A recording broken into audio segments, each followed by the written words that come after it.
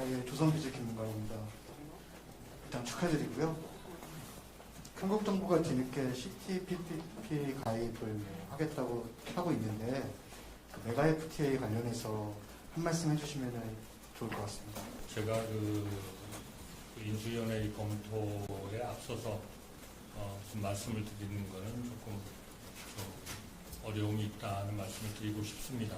그러나 원칙적으로 원론적으로 봤을 때 우리나라의 경제가 해외의 많은 국가와 일종의 경제 통합을 이룬다는 것은 그거는 대부분 바람직한 방향이다 이렇게 보고 있습니다. 네, 연합뉴스 이동환입니다. 이제 여소야대 전국에서 민주당이 검증을 받게 되셨는데 또 인사 검증이나 총리 인선 표결에 따른 부담감은 없으신지 묻겠습니다. 그건 하여튼 최선을 다하겠고요. 또 진정성 있게 그렇게 청문회 대응하도록 하겠습니다. 그 결과는 진정성 있게 최선의 노력을 한 하나의 결과로서 저희가 받아들이도록 그렇게 하겠습니다. 후보자님 스스로 이제 도덕성 검증에서 인사청문회나 그런 기준에 문제가 없다고 보시는지하고 두 번째는 향후 내각 인선 과정에서 도덕성 기준이 현 정부보다 더 강화되어야 한다 해서 보시는지 두 가지 질문드립니다. 글쎄요, 몇 가지 기준들을 가지고 있겠습니다만 결국 그러한 그 기준에 대한 평가는 우리 법적 절차에 따른 그 인사청문위원회가 그리고 최종적인 판단을 하는 것이기 때문에 제가 어떤 부분은 문제를 삼지 말아야 된다, 어떤 부분은 중요한 거다 이렇게 우선순위를 정하는 것은 조금 적절하지 않지 않나 이렇게 생각합니다. 하나 질문은 또 모셔.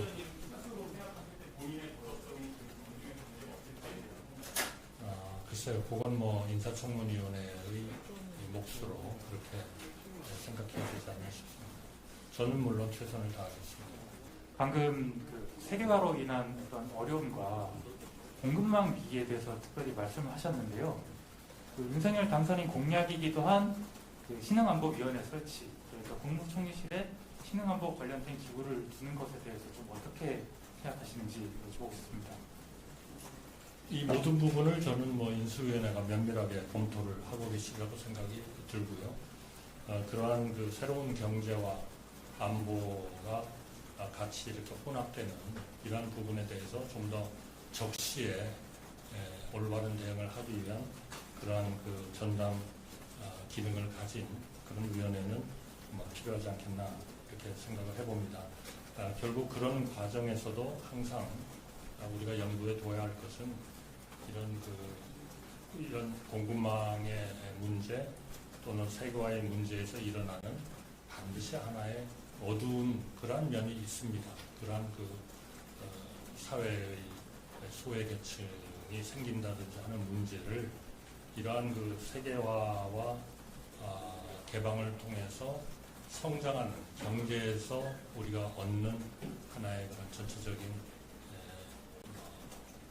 이익이라 할까요? 아니면 그러한 그 이익에서 상당 부분을 이런 사회적으로 약자로서 떨어지기가 쉬운 분들에 대한 지원 대책을 반드시 같이 해야 된다.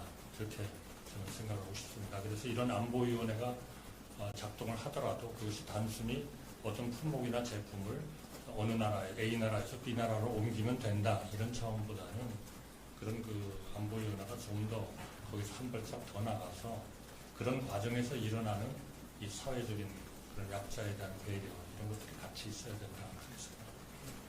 임종용 전 금융위원장이 일단 그 경제부총리 집은 고사를 했다고 들었는데 그 어제 논의하신 인사 내에 임종용 전 위원장이 있는지 그리고 어제 당선인과 인사 관련 내각 인사 관련 논의를 하실 때 따로 이견 같은 건 없었는지 궁금합니다. 저희가 이제 몇십 년 정부에서 일을 해보면요, 참으로 이렇게 그 능력 있는 사람과 좋은 사람을 보는 눈이 상당히 비슷하다는 걸 느끼게 됩니다. 그래서 그 임종용 그 기재부 장관 후보가 본인의 여러 가지 그런 그 개인적인 사정 때문에 공식에 응하기가 어렵다고 판단을 했기 때문에 어제는 일단 후보에서는 제외를 하고 검토를 했습니다. 그 현재 단기적으로는 그 재정 건전성 이게 지금 금융이나 확장 재정하는 게 불가피하다. 다만 이게 중장기적으로는 좀 위험할 수 있다. 이렇게 좀 말씀하셨어요. 근데 그 윤석열 이제 당선인께서 처음에 50조 원 재원을 마련해서 코로나 대책하겠다. 그리고 방역지원금 같은 경우에는 지난번에 1차 추경에 300만 원씩 배부가 되는데 나머지 600만 원에 대해서는 그 당선 즉시 집행을 하는데 아직 집행이 안 됐거든요.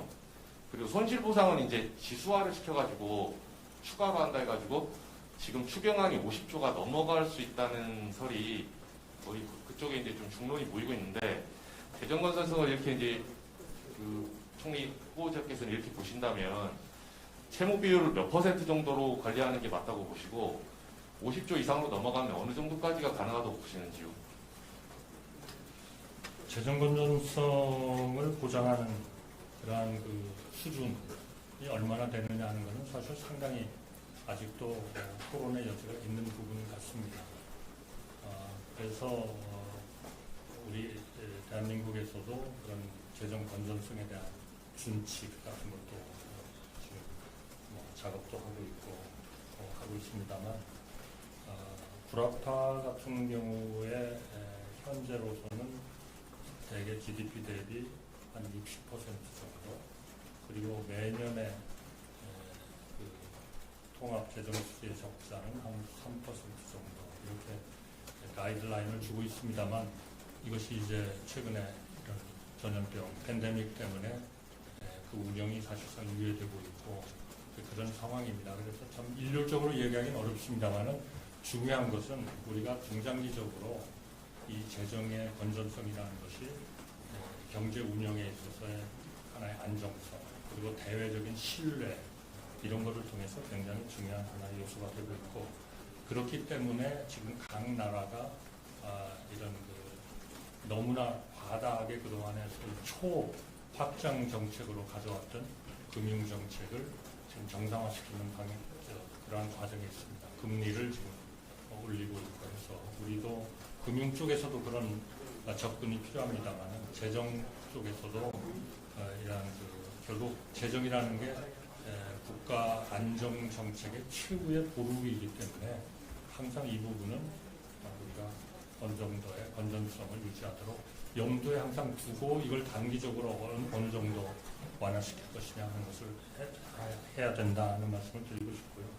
구체적으로 지금 논의되고 있는 추경이라든지 기타 이런 지원금에 대해서는 인수위가 작업을 하고 있기 때문에 그런 과정을 좀 지켜봐야 된다. 그러니까 결국 이런 재정 건전성을 중장기적으로 우리가 감안을 해야 된다면 딴 부분에서 이런 재원을 조달할 수가 없느냐 하는 것을 우선 면밀히 봐야 되고 그런 점에서는 이 재정 지출 이 부분도 항상 같이 이렇게 봐야 된다. 모든 재정 지출을 차입에 의해서만 하는 것은 그거는 재정의 건전한 운영 방식이라고 볼 수 없다.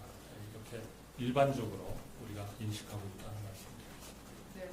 그 최근에 책임 총리제를 통해서 대통령의 권한을 분산해야 된다는 의견이 나오는데 이에 대한 의견을 말씀 부탁드리고요.